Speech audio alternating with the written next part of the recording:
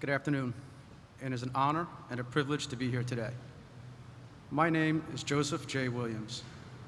I am a fourth-generation railroader and proud union member of the Transportation Division of the Sheet Metal, Air, Rail, and Transportation Workers, Local Number 800.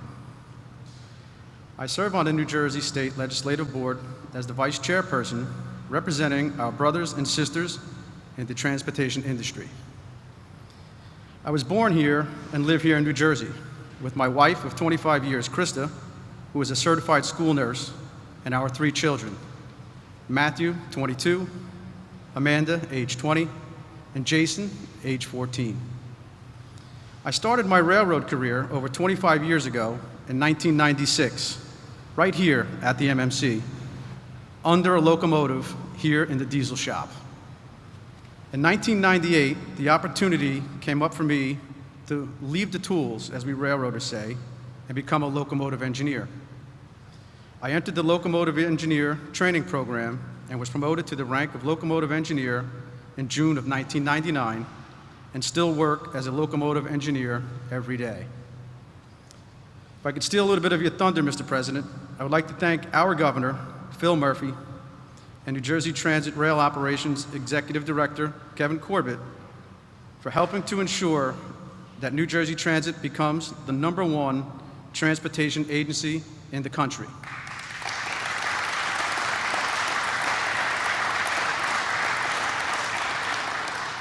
I would also be remiss if I didn't thank my Congressman, Tom Malinowski, for his role in the bipartisan infrastructure bill.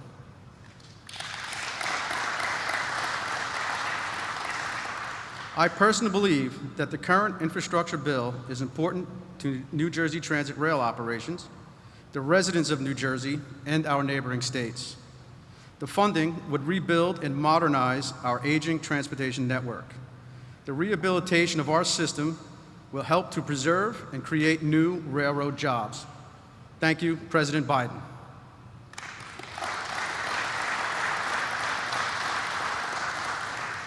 This bill will also help make accessibility upgrades to our stations, providing better public transit access to our residents who are mobility impaired and require special assistance, and will also help to continue New Jersey's goal of creating more transit villages.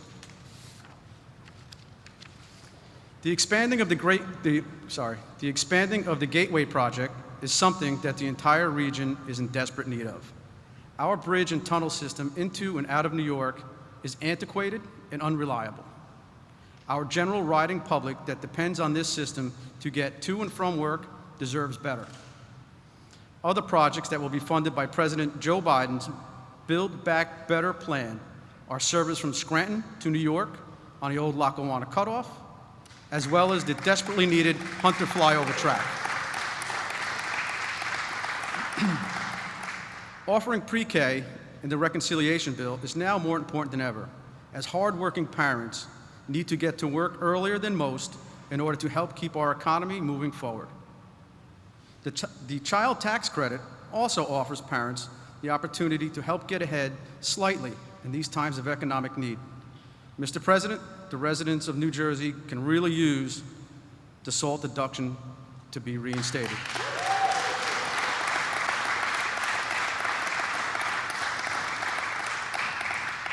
Lastly, Mr. President, we feel that the Paid Family Medical Leave Act is vital to help working families secure a place in the workforce in their time of need, to care for a sick child, spouse, or family member without having to worry about losing pay or if their job will still be there because of having to render bona fide assistance to a family member, or if the unfortunate circumstance arrives that they themselves need medical assistance. It is now my time to introduce to you the Transportation President of the United States of America, Joe Biden.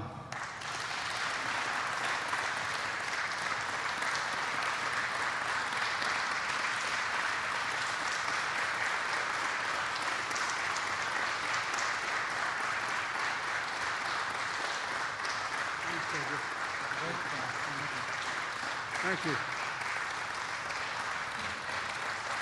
Hello, New Jersey.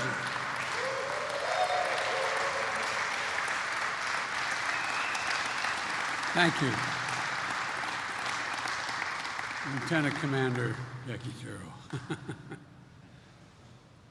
Well, Governor Murphy, so many of the national challenges we're confronting are areas where you're already leading, and that's not hyperbole. Whether it's making health care or preschool or college more affordable, providing paid family leave, replacing lead in pipes and protecting public health. So thanks for showing the way, pal. Thanks for showing the way. It's also good to meet my old friend, a lot of my friends in Congress, but Bill, you and I have been doing this a long time, pal. Thanks for the passport back in New Jersey in your district.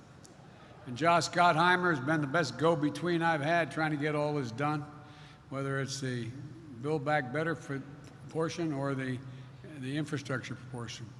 And Tom Malinowski's done a hell of a job, and Don Payne and Frank Pallone. I keep telling Frank, I remind him, we've been doing things together a long time. I know Delaware's small. I know how important New Jersey is. But Delaware owns the Delaware River up to the high water mark in New Jersey. So you know what I mean?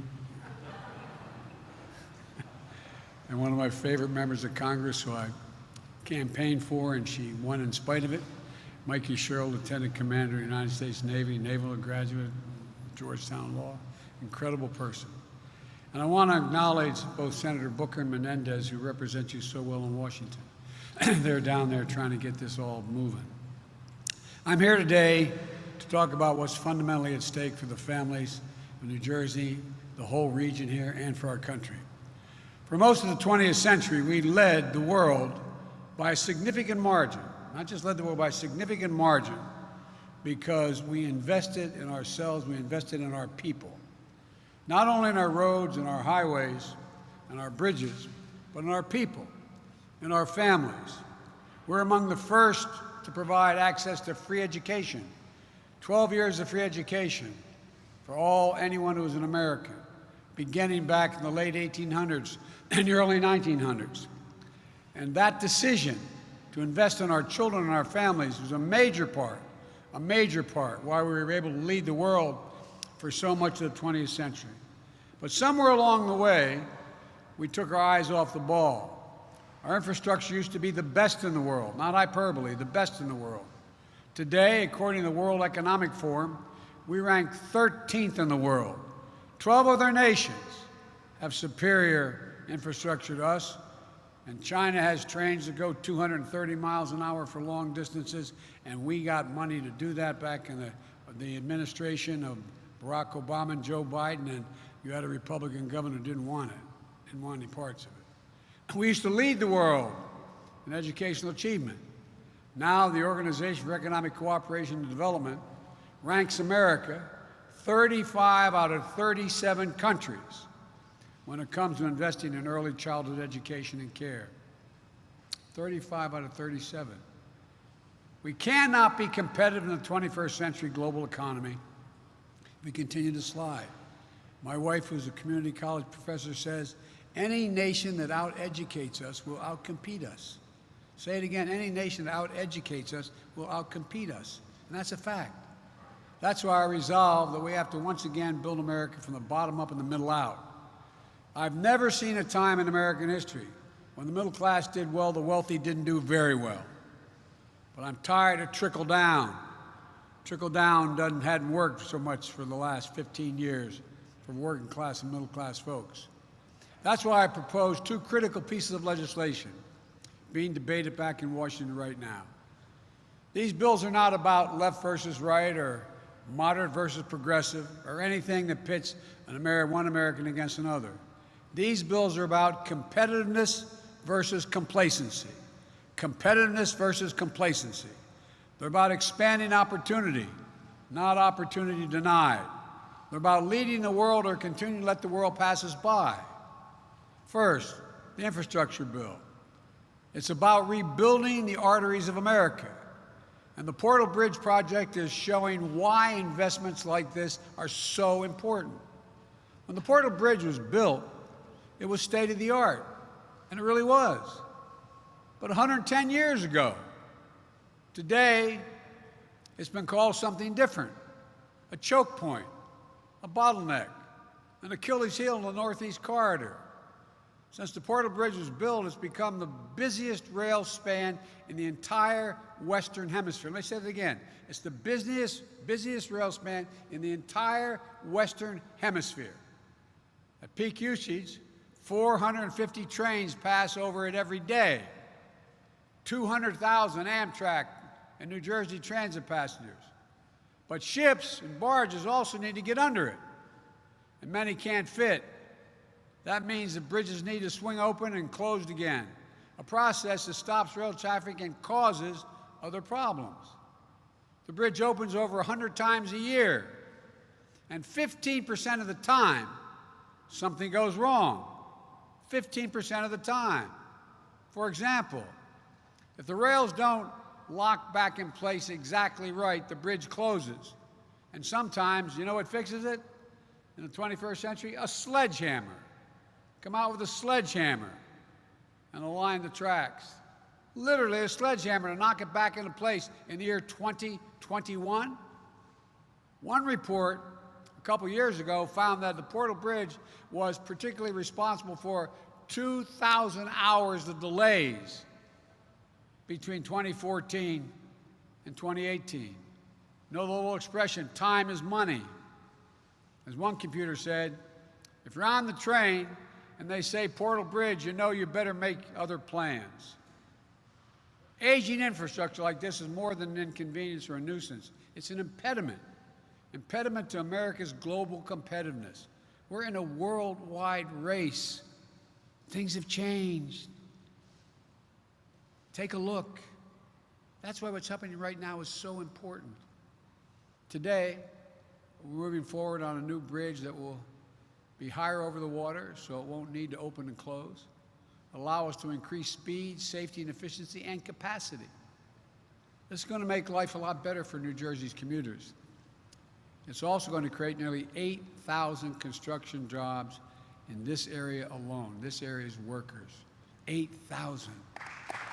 Union jobs. Union.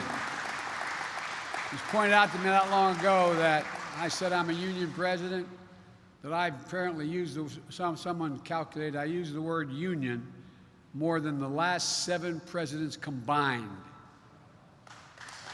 Because guess what? It's a decent wage. It's about to make rail transportation, which is a cleaner, greener way to travel, the better choice for a lot of New Jersey residents, but not just New Jersey, everybody up and down the East Coast. If I can pause for a second, I apologize because some have heard this. I commuted every single day, 263 miles a day on Amtrak from the time I got elected United States Senator. As a matter of fact, when I was vice president, I used to like to take the train home because my mom was very sick and dying, and I'd come home every weekend to make sure I'd take the train home. And the Secret Service, and I'm not criticizing them, legitimately would rather me fly because it's safer, because too many people can get on and off, et cetera. I'm getting on one Friday, and then one of the senior guys on Amtrak, Angelo Negri, I got to know all the conductors really well. They became my friends. I mean, really, my genuine friends. I'd have them at my home at Christmas and during the summer. And Ange walks up to me and he goes, "Joey, baby!" Grabs my cheek, and I thought the Secret Service was going to blow his head off. I said, I swear to God, true story. I said, no, he's a friend. I said, "What's up, Ange?" He said, "Joey, I read in the paper, you travel 1,200,000 miles on Air Force planes," because they keep meticulous tabs of it. I said, "Yeah." He said, "Big," I won't say the whole thing, "big deal. So you know how many miles you travel on Amtrak, Joey?" And I said, "No." He said, "The boys and I figured out the retirement dinner." He said, "You traveled 2 million, I think it was 180, but 2,200,000 miles. I said, "How'd you get that, Ange?" He said, "Well, 267 miles a day. We figured you traveled 119 days a year for 36 years, and then you traveled as vice president." He goes, "So, Joey, I don't want to hear this about the Air Force anymore." I'm a train guy because it also is the single most significant way we can deal with air pollution, the single most significant way we can deal with global warming. It's going to help the region's vital maritime industry as well by making the movement of ships and bridges safer and more efficient. Look, with my infrastructure bill, we're going to make sure projects like this are just the beginning. Across the country, there are 45,000 bridges in disrepair, some of them dangerously so. 173,000 miles of roads are in poor condition. We're going to create them totally new. We're going to fix them. This is going to be good union jobs, prevailing wage. You can raise a family on, jobs that can't be outsourced. We're going to make the largest investment in public transportation in the history of America, replacing transit vehicles that are past their useful life, and make the most significant investment in rail since the creation of Amtrak 50 years ago.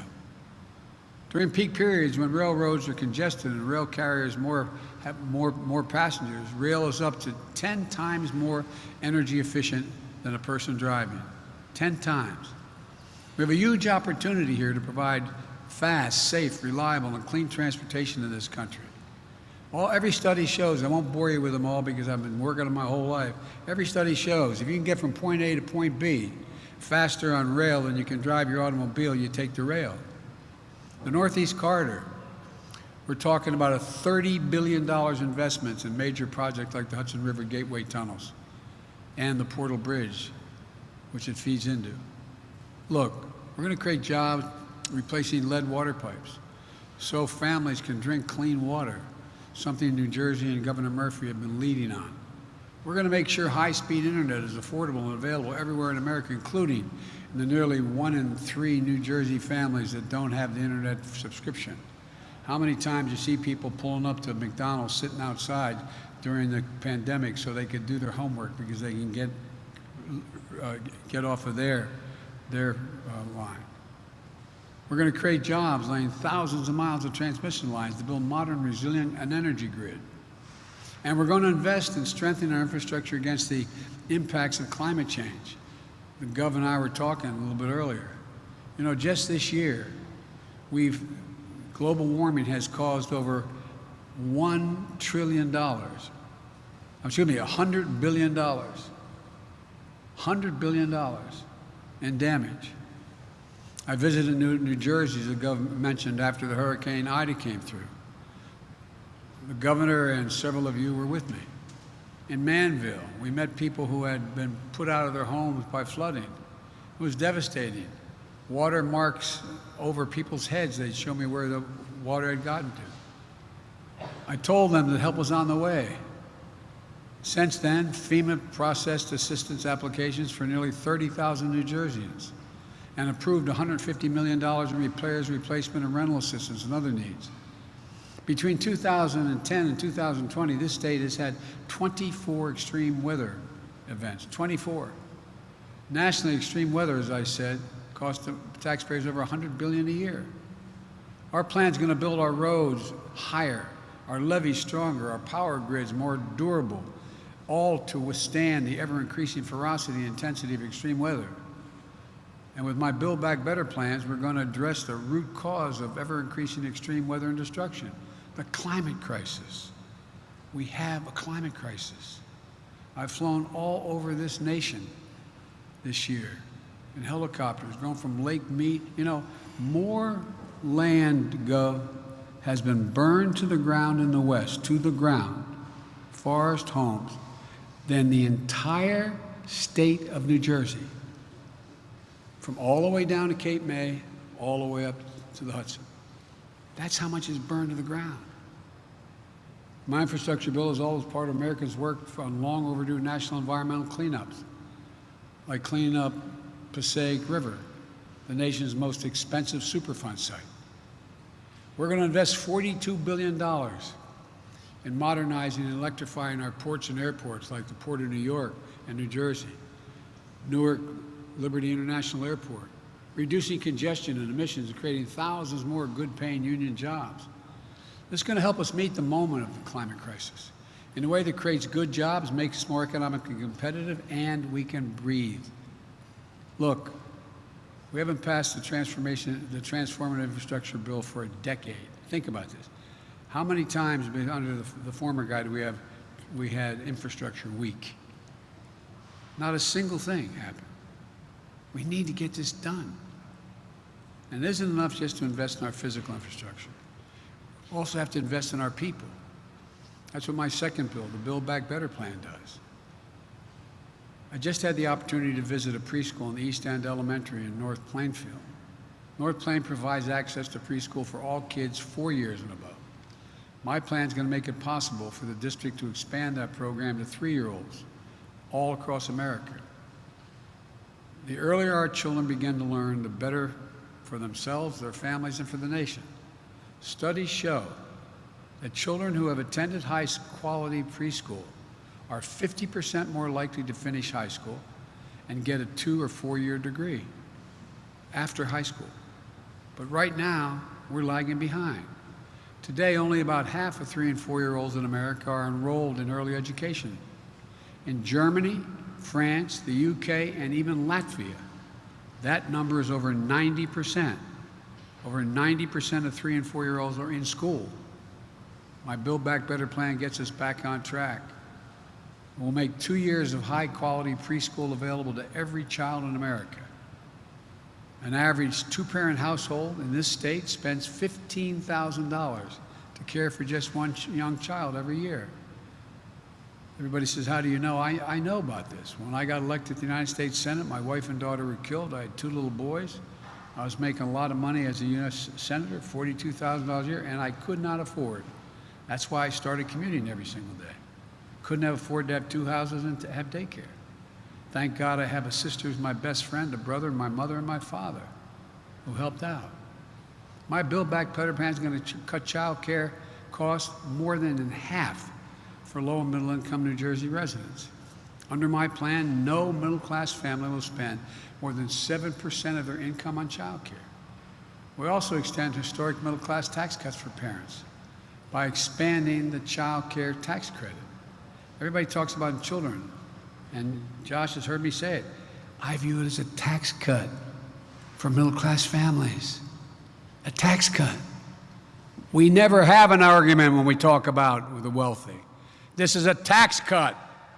It changes the lives of the American people. As many people here in New Jersey understand, it means you get $300 a month for every child under the age of 6 and $250 for a child between 6 and 17. That money is already a life changer for so many working families. It's projected to cut child poverty in New Jersey by 36%. These bills are going to change the lives of millions of people in the areas and hundreds of millions of people across the country for better and for years to come. So everyone here today, especially Governor Murphy and other dedicated officials here today, thank you for showing us what's possible. Because when we make these investments, there's going to be no stopping America. We will own the future. This initiative is about betting on America, about believing in America, about believing in the American people. If you look at the history of the journey of this nation, what becomes clear is this. Given half a chance, the American people have never, ever, ever let their country down. So let's get this done. Let's move. Folks, we have the most talented workforce in the world. What are we doing? What in God's name are we doing? And by the way, you hear these numbers, 3.5 trillion or 1.75 trillion? We pay for it all. It doesn't increase the deficit 1 single cent. So let's get to work. Let's put people to work. And let's once again reestablish America as the most advanced country in the world. God bless our America, and God bless our troops. Thank you, thank you, thank you.